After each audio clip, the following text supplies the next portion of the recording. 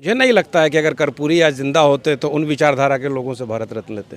नीतीश कुमार जी एक तरफ कर्पूरी ठाकुर की दोहाई देते हैं, उनको बस अपनी कुर्सी से प्रेम है, सत्ता से टिके हुए रह सकते हैं, और मुझे लगता है कि उन्होंने अपनी विचारधारा से कॉम्प्रोमाइज किया है।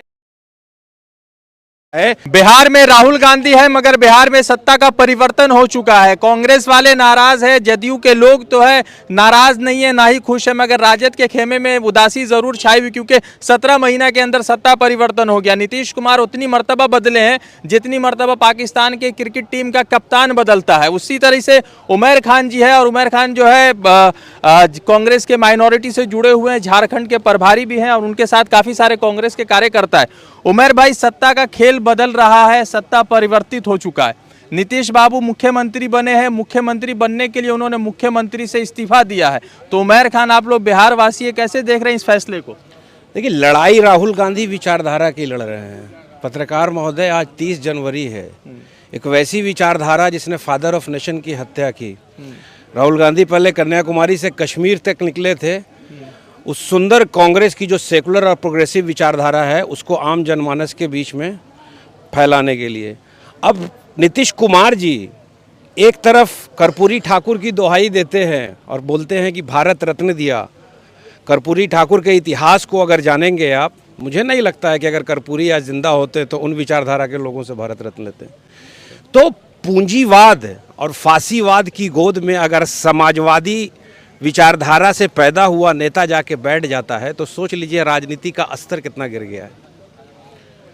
आम जनमानस बहुत परेशान है। बिहार की जनता बिल्कुल नीतीश कुमार के इस फैसले से नाराज है, और जिस तरह से 21वीं सदी का सच्चा गांधी एक दिन के बाद बिहार में घुसा है, किशनगंज में जिस तरह अपार समर्थन और अररिया में जो जन सैलाब उमड़ा है, मुझे लगता है बिहार में नई क्रांति आएगी और आज इस बार से परिवर्तन आएगा। और मुझे लगता है कांग्रेस के नेतृत्व में बिहार में जो इंडिया गठबंधन है वो बेहतर परफॉर्मेंस करने जा रहा है। उमर साहब, आपने एक बड़ी बात कह दी कि कर्पूरी ठाकुर के लिए लालू प्रसाद यादव, नीतीश कुमार, सब लोग जो है भारत रत्न की बात कर रहे हैं। आप कह रहे हैं कि अगर आज वो जीवित होते तो भारत रत्न भाजपा से नहीं लेते। ये थोड़ा सा लॉजिक नहीं समझ में आ रहा, भारत रत्न क्यों नहीं लेते?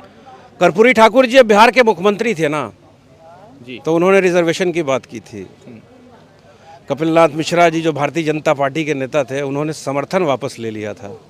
कर्पूरी समाज में अंतिम पैदान के लोगों को मेन स्ट्रीम में लाने का प्रयास कर रहे थे, और आज बरसरे इख्तिदार कौन है जो कर्पूरी के अनुयायी जाके उन्हीं की गोद में बैठ गए। तो विचारधारा की लड़ाई है।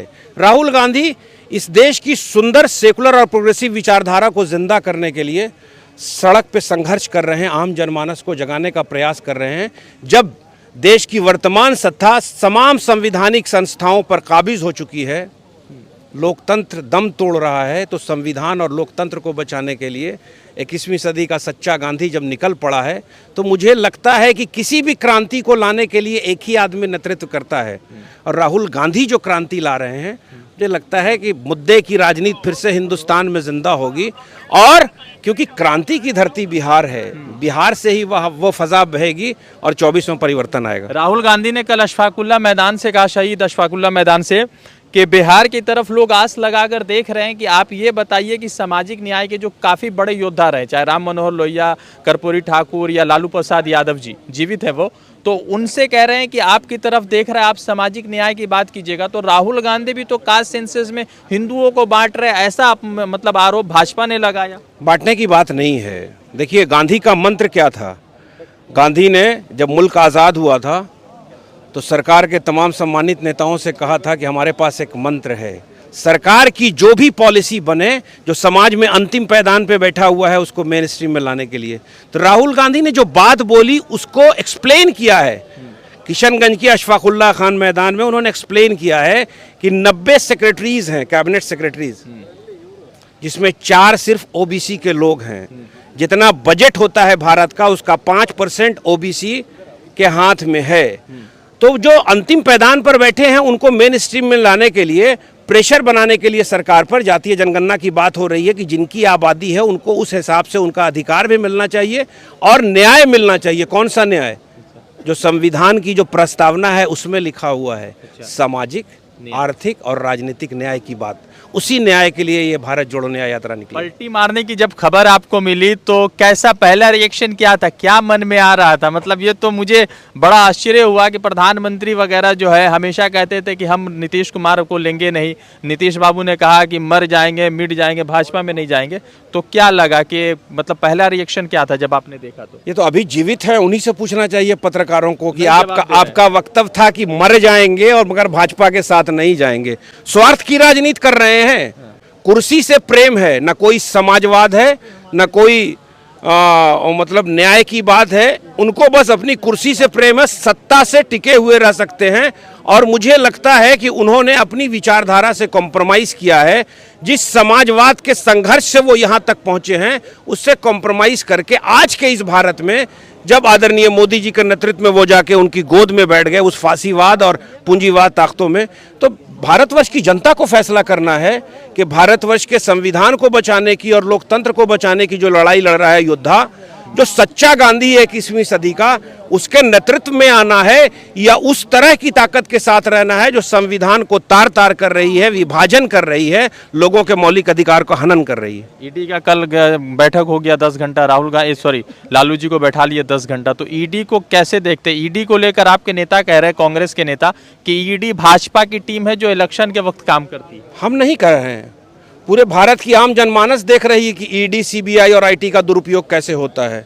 भाई, अभी हम लोग असम में यात्रा में थे, हेमंता विश्व शर्मा जब कांग्रेस में थे तो बड़े करप्ट थे, बहुत तमाम तरह का आरोप था उनके ऊपर। ईडी का भी रेड हो रहा था, सीबीआई का और आईटी का।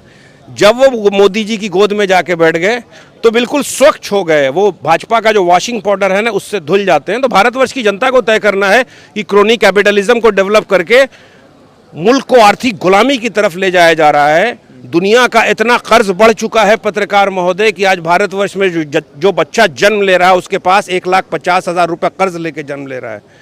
तो आप देखिए, दुर्भाग्य है। और ये जब गांधी निकले हैं और इस तरह के नौजवान जब उनके साथ मिल रहे हैं और चल रहे हैं, तो मुझे लगता है कि 24 का फैसला बेहतर होगा।